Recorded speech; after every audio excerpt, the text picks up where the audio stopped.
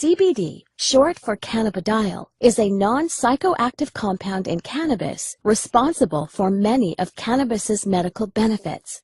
On the other hand, THC, short for tetrahydrocannabinol, is the psychoactive compound in marijuana that causes the high associated with cannabis use. They are two completely separate cannabinoids, which are a class of chemical compounds that interact with special receptors in our body called cannabinoid receptors.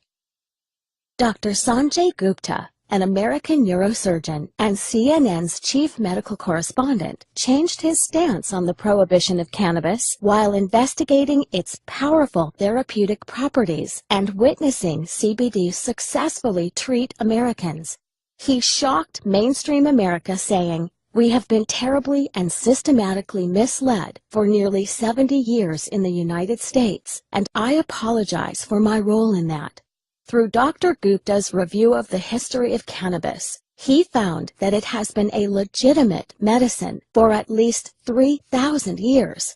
And Dr. Gupta isn't alone in supporting cannabis research. The director of the National Institute on Drug Abuse, Dr. Nora Volkov, testified before the Senate saying that CBD appears to be a safe drug with no addictive effects, and the preliminary data suggests that it may have therapeutic value for a number of medical conditions.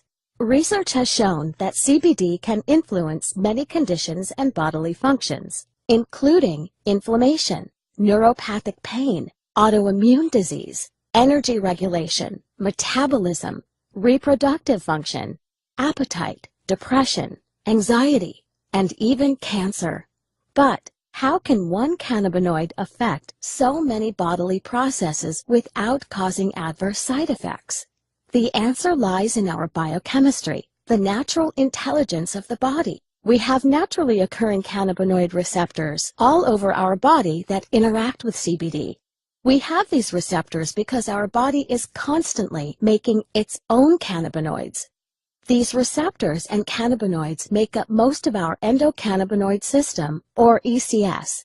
Our ECS is always in action, and if functioning properly, is a major factor in keeping us healthy. Many doctors now think that some people suffer from an endocannabinoid imbalance, known as clinical endocannabinoid deficiency, or CED. People suffering from CED may benefit by supplementing with cannabinoids such as CBD. CBD is the most abundant cannabinoid in hemp, a cannabis crop the federal government allowed individual states to legalize in the 2014 Farm Bill. Hemp-derived CBD is legal in all 50 states, is non-addictive, does not cause a high, and is easy to incorporate into your current. CBD is the non-psychoactive cannabinoid found in the cannabis plant. It's responsible for the majority of benefits associated with medical marijuana. If you've heard Dr. Sanjay Gupta on CNN talking about medical marijuana for small children with epilepsy, then you've heard about CBD.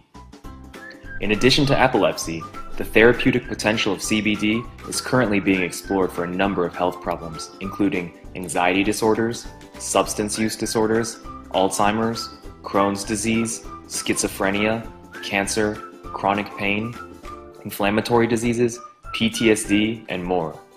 CBD is being explored for use in young children in part because it does not produce euphoria or intoxication. CBD has a remarkable safety profile. Scientific studies have reported chronic use of CBD in doses up to 1,500 milligrams have been well tolerated in humans.